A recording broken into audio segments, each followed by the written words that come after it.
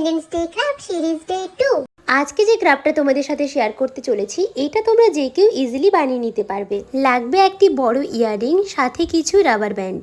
আমার রাবার ব্যান্ডগুলো খুবই সরু সরু ছিল, তার জন্য আমি দুটো করে ব্যবহার করেছি।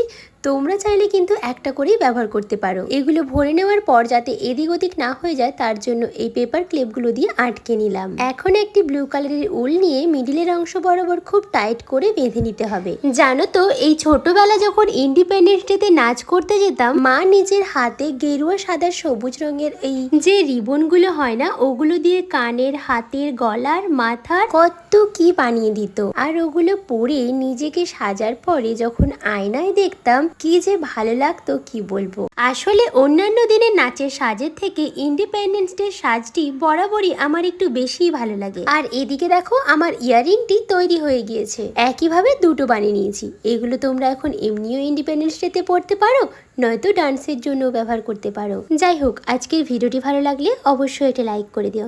জয় হিন্দ।